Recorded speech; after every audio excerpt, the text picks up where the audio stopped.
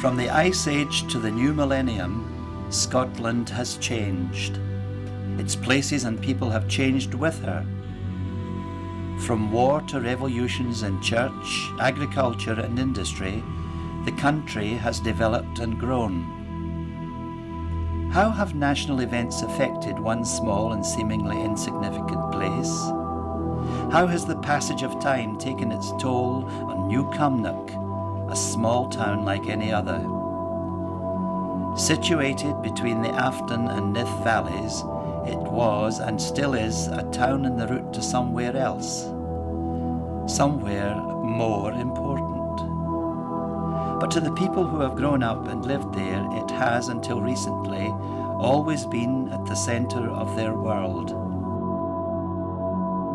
When the first humans walked the lands, which would eventually become New Cumnock, Corson Cone looked down and witnessed their development. Imagine the story it could tell as the people in the centuries passed beneath.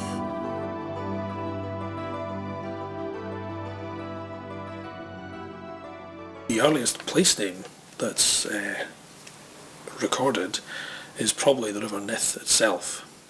A map was drawn up in Alexandria in Egypt by a man called Ptolemy around the year 150, and he was using information gained from the Roman campaigns in Scotland a couple of generations earlier.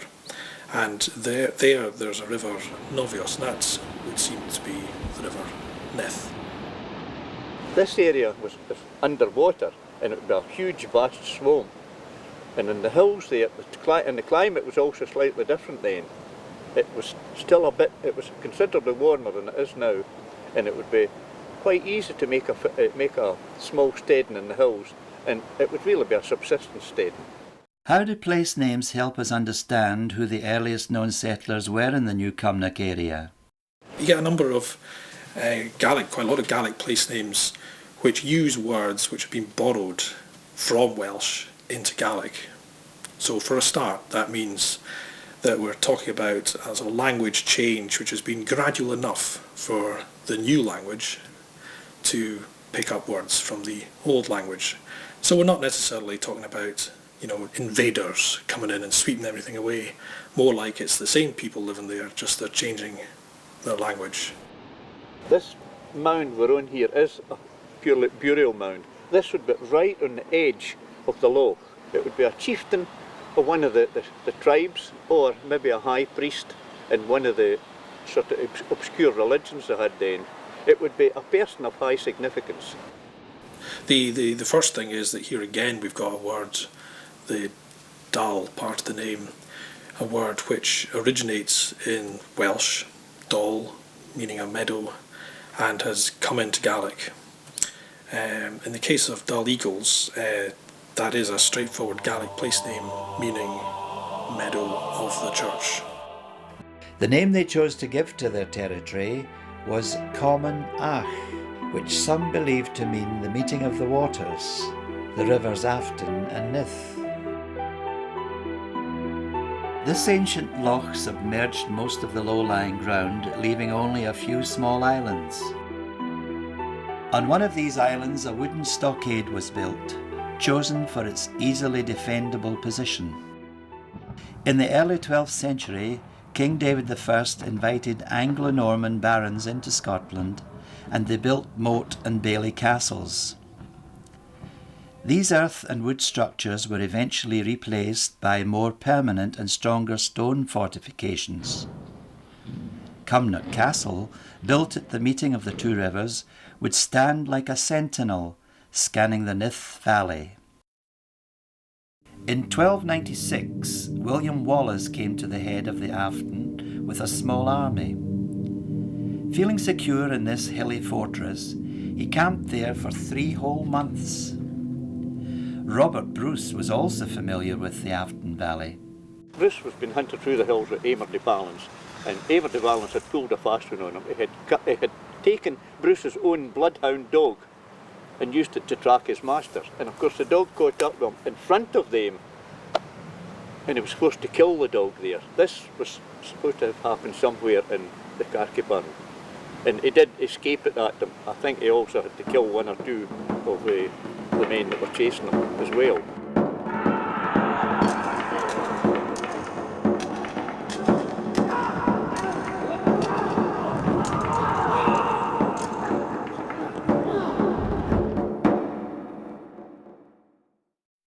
In attempted invasions of Scotland, both Edward I and II spent time in Cumnock Castle, while their impressive armies camped in the surrounding hills.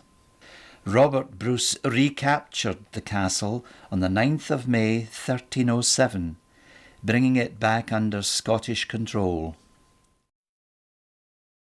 As the town developed, a solution to the problem of having to travel to Cumnock Kirk was needed.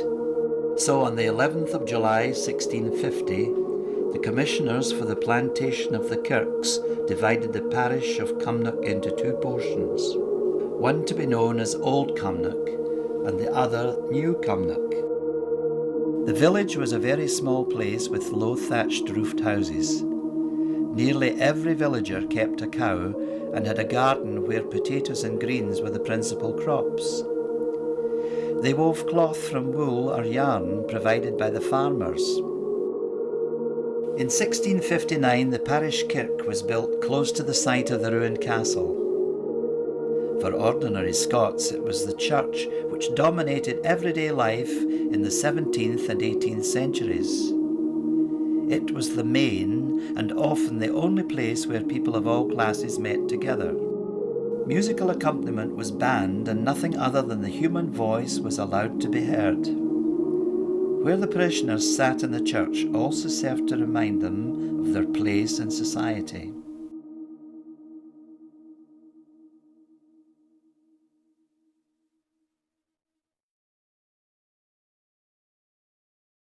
Well, the Covenanters basically were the folk who supported Presbyterianism. King Charles I decided after Scotland and England were united that it would be better if the whole country was the exact same religion, and he decided that Episcopalianism was what it should be. The troubles started when Charles I issued a new prayer book in 1637. In 1662, the Reverend Hugh Crawford left the kirk, refusing to accept more reforms. Well, New Cumnock's right in the heart of Covenanting country. It's really southwest Scotland is the main area where it all took place. First of all, the ministers that were thrown out of their parishes, they were treated fairly well. They were allowed to hold meetings in private houses or in a barn or in a farm or whatever. Because the government assumed that things would die out and things would gradually become accepted to them. As time went on, various acts against the conventicles were passed so that to hold a conventicle became illegal, and that was when they had to move further out into the moors. As time went on, 1685 was a major incident when over in Carsgelloch Hill, which is the other side of the parish from where we are at the moment, there were a number of Covenanters caught up there. 3 of them were shot in sight and they're actually buried there. But the soldiers continued over the Nipes and back down this side here to over Cairn direction, and they came across these 2 folk. Now, George Corson, it's not really known where he belonged, but John here was a farmer who tenanted a wee croft sort of thing over in Kirkconnell Parish just behind here. And they were spotted here, had Bibles in their possession, and that was sufficient for you to be executed on the spot. By the end of 1688, King James was forced to abandon the throne and the persecution ended. Hugh Crawford was welcomed back. By mid-18th century, 9 out of 10 Scots lived in the countryside, and their main concern was growing enough food to feed themselves and their family. Work and living conditions were dictated by the seasons and the success or failure of the harvest.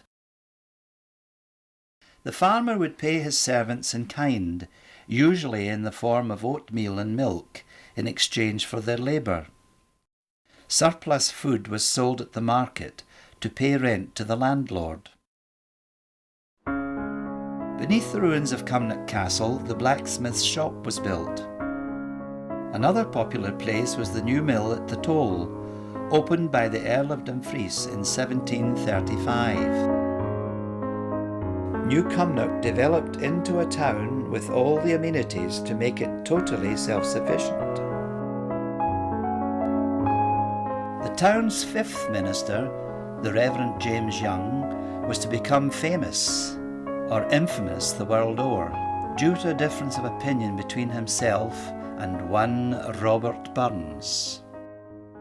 We know that he visited the village on at least 30 different occasions. He had various friends in the village, like John Logan or Leith, who lived just behind us here. We know that Burns dined and breakfasted there and corresponded with John Logan, who's very important in distributing his first Cumnock edition. He also wrote to a chap just further up the Afton, Thomas Campbell, who stayed at Pinclow. And these friends were very important at the time when Burns was trying to make his name in literature by publishing his Cumnock edition. He also knew the Reverend James Young for the kirk down there, who was minister in that kirk for a year before Burns was born to a year before Burns died. He didn't tolerate much modernist thinking, you know, that the God was up there and the devil was down there, and never the twain shall meet, and if you didn't adhere to the man up there's teachings, you adhere to the man down there's. There's always been a tradition that Burns indeed stayed at the Old Mill Farm, which was the biggest establishment in the area, really. The Old Mill, for centuries before, had been kept by the McKnights, in fact, who were still in it in Burns's day, and it was the inn of the place. It was the place where people came and went, stayed overnight, etc., and it was a very, very important inn at the time. And in there, it's certain that he wrote "Dweller in yon dungeon dark." Oh, were I on Parnassus hill, or had do helicon my fill, that I might catch poetic skill to sing who dear I love thee. When he was jogging along on horseback, making this journey between where he was staying, setting up the farm at Ellisland, and of course the great love of his life, Jean Armour, who was up in Mauchline at the time, he had plenty of time to think, because there's nothing else much he could do. And of course he had a great habit of, thank goodness he did, of composing poems and songs as he jogged along on his horse. And when he got to opposite Coursencoe, he could see away as the valley dropped away down towards Ayr and Mauchline, where Jean Armour was. So Coursencoe and Parnassus Hill, as he called it in the poem, was very symbolic to Burns. The Afton's always been a sacred place. It was almost mentioned in hallowed terms that Burns had immortalised this burn, which is now known throughout the world for these lines that he wrote.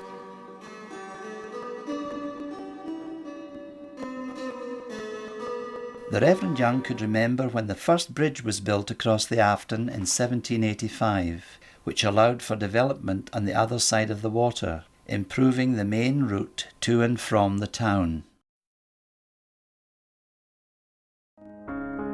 Before deep coal mines were even thought of, the early miner extracted coal from an outcrop. The simplest and most dangerous form of early mining was the bell pit.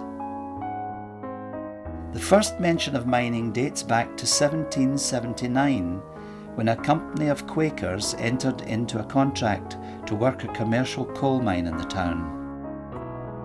Mansfield village and much of Path Head owed its existence to the arrival of Sir Charles Stewart Menteith about the year 1800. At this time, the population of New Cumnock was a little over 1,000, practically all living on or serving farms. A dedicated improver, Sir Charles spurred on the agricultural and industrial revolutions with field drainage, lime kilns, coal mines and quarries. Until the coming of the rail everything was in horse, so it was limited the distance they could travel, although the Grieve Hill coal went right down into Dumfriesshire. The Kirkconnell Road was busy with carters. All this activity was an incentive to construct new roads and housing. Mining and quarrying brought prosperity and itinerant workers. The lodging houses at Mansfield and Nith Briggs were always full. By 1829, the population of New Cumnock had doubled to just over 2,000, with seating in the old kirk for only 372 worshippers. Therefore, a more spacious and modern kirk was needed. On land donated by the leading Catholic landowner, the Marquis of Bute, a new kirk was built and completed in 1833.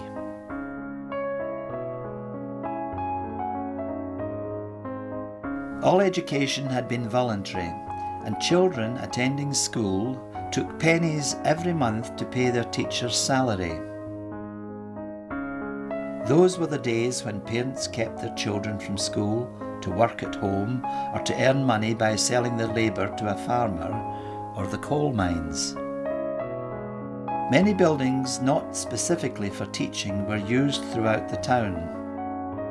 In 1837, the first purpose-built parish school was constructed near to the Afton Brig. The schoolmaster, William Johnson, requested that the Heritors complete the dyke right round the school, as he was frustrated by straggling and drunk characters entering the enclosure during the night and creating a disturbance. As Connell Park and the other mining hamlets expanded, the population increased, and in 1873 the Bank School was built to cater for this. St Margaret's Catholic Church was also used as a school.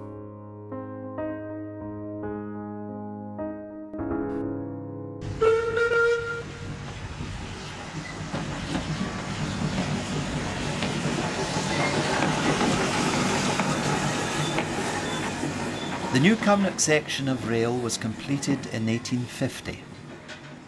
This provided a wider market for farmers and more variety in the shops. From then on, the coal trade, population and housing were all in the increase for the next 70 years. Coal had to be carted to the railway station, a distance of nearly 2 miles. This method was totally inadequate to meet the requirements of a rapidly expanding industry. The newly formed Lanemark Coal Company began laying a branch rail line from Creoch Junction to Burnfoot. Now coal from New Cumnock could reach the marketplace quicker than ever before, and in turn more and more distinctive miners' rows were being built. These were the days of the 10-hour shift and trudging across the marshy fields to get to and from work. Very real are the stories about not seeing daylight in the winter months.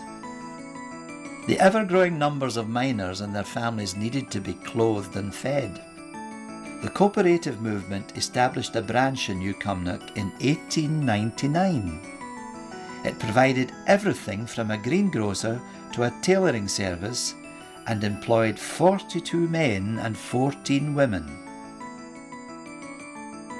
The towering pit bings frowned darkly down on the terraced rows of stone-built miners' cottages, each one like its neighbour. In a quiet little village at the turn of the century, there was hardly any crime at all. When a robbery did occur in 1904, James Graham of Ayr was sentenced to 7 years penal servitude for stealing goods from a shed in New Cumnock. The First World War began in 1914, and the men of New Cumnock had answered the call to arms. 110 of them never returned. For most people, their own hamlet and their smoky chimneys were all they had ever known. Everything outside was alien. It wasn't until 1926 that the world was made more accessible when the Stoorie Aggies, the district buses, ran a service as far as Ayr. The national strike of the same year saw the mining community struggle to survive. I would say that the grocers